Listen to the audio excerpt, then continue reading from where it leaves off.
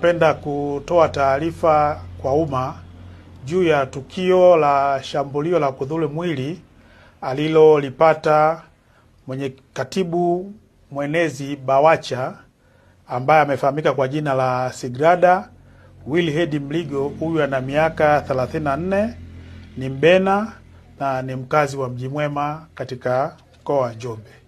Ikumbuke kwamba siku ya tarehe 25 mwezi wa 3 2025 Chama cha Demokrasia na Maendeleo kilikuwa na kikao cha ndani pamoja na viongozi wa taifa ambao waliongozwa na John Heche, kaimu mwenyekiti.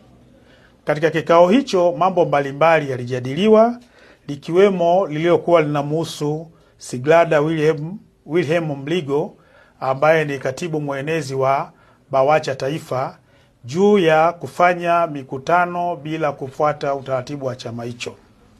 Katika hoja hiyo kuliibuka taharuki na baadaye alielekezwa huyu Sigrada Mligo aweze kutolewa nje, na aliweza kutolewa nje ili kumpunguza munkari aliyokuwa nao kwa wakati huo.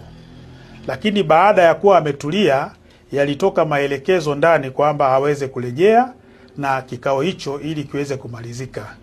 Lakini cha kushangaza, moja ya walinzi katika chama hicho cha Chadema ambaye amefahamika kwa jina la Noel Olivale, ambaye ni moja ya walinzi, aliweza kumshambulia kwa ngumi Bi Sigrada Mligo na kuweza kuanguka chini.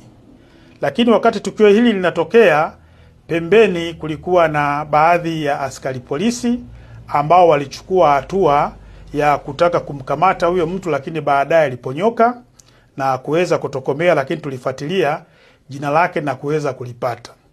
Kwa jitihada za kuweza kumpatia huduma ya kwanza kwa maana ya PF3 ikiwa pamoja na kufungua kesi zimefanyika na alienda kupatiwa matibabu. Na kwa sasa Bi Sigrada Wilherd Mligo amelazwa katika hospitali ya Kibena akiwa anaendelea kupatiwa matibabu, na jeshi la polisi tunaendelea kumtafuta ndugu Noel Olivale ili aweze kujibu tuhuma alizo nazo za kumshambulia.